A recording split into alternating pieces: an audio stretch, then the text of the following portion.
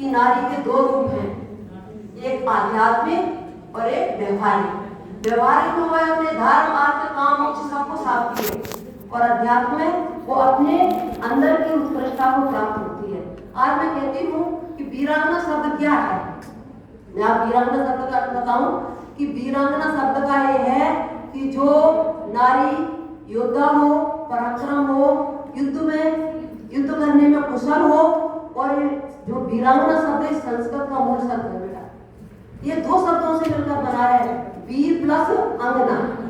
वीर का अर्थ है बहादुर है, पराक्रमी है, शौर्यवान है, ओजस्वी है, तेजस्वी है, साहसी है। और अंगना का अर्थ है नारी, स्त्री। अर्थात जो स्त्री, जो नारी, जो महिला पराक्रम से, शौर्य से, वीरता से, साहस से और तेजस से भरपूर हो, उसको कहते हैं वीरांगना। और आज इसी श्रृंखला में मैं कहती हूँ कि बिना चाहत के कोई अभिलाषा नहीं होती और त्याग करने की कोई परिभाषा नहीं होती। और कहते वीरांगना, वीरों के लिए बलिदानों का कोई मोल नहीं होता। और हमारी रानी, जैन रानी अबक्का चौटा जैसी हर नारी नहीं होती है, क्योंकि नारियों के लिए कहा जाता है, अब अपनी वीरांगना के लिए, जैन रानी के लिए जितना कहूँ समय कम है, मैं तो 1 घंटा भी बोल सकती हूँ। मैंने शीला दीदी ने अभी मेरे से कुछ दिन पहले कहा था, लेकिन मैंने उसको हमने सुना था पहले दीदी के व्हाट्सएप पे, उस स्टेशन पे आता था। लेकिन आज तक पूरे भारत में इस रानी से जैन स्वतंत्रता की भारत सरकार के द्वारा पहली स्वतंत्रता संग्राम सेनानी रानी थी।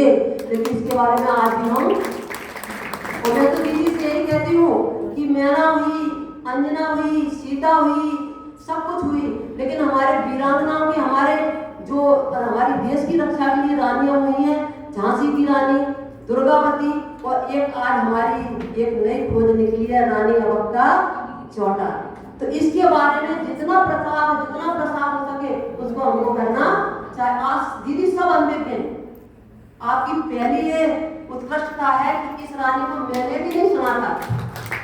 वो कितनी उत्कृष्ट रानी है, कितनी उत्कृष्ट रानी है। अब मैं चलती थोड़ी अपनी अबक्का चौटा, क्योंकि ये हमारी 1525 से और आज 2025 है, कितने वर्ष हो गए? 500 वर्ष। ये 500 वर्ष पूर्व की बात है। और ये अबक्का चौटा रानी में किसकी थी कि ये दक्षिण में कर्नाटक के उल्लाल गांव की जैन परिवार में पैदा हुई रानी थी। और इसका परिवार जैन संस्कार से युक्त था और उस परिवार की ये परंपरा थी, ध्यान से सुनना, कि उस परिवार की परंपरा थी कि उस परिवार में पुत्र को उत्तरदायित्व तो नहीं, सत्ता नहीं दी जाती थी, बल्कि पुत्री को सत्ता दी जाती थी। सत्तात्मक राज्य था। तो हमारी रानी अबक्का चौटा बहुत छोटी सी उम्र में, 30 साल की उम्र में तो उन्होंने युद्ध कर लिया। तो उनको पुत्र को ना दे करके उनको राज्य के शासन की बागडोर पकड़ाई गई। और जब पकड़ाई गई तो उस समय, दीदी थोड़ा बोलो, पुर्तगाल जो अपना गोवा है ना, एक में और कह के जा रहे हैं इस मंच से, अभी अपने लोगों को जितना प्रसार हो सके, कभी भी अपन को 25 क्रिसमस डे नहीं मनाना चाहिए और सेंटा क्लॉज का किसी भी रूप को धारण नहीं करना चाहिए। दीदी मुख्य विषय है, क्योंकि उन्होंने जो मंगलौर बंदरगाह है, उल्लास बंदरगाह पर कब्जा किया, उससे पहले उन्होंने गोवा को लूटा। गोवा का इतिहास मैंने पढ़ा है कि गोवा में सबसे पहले 1-2 लाख जैनी थे, और जो गोवा बंदरगाह का सामरिक क्षेत्र था व्यापारिक दृष्टि से, और जितने भी आसपास के एरिया थे वे सब व्यापार करते थे।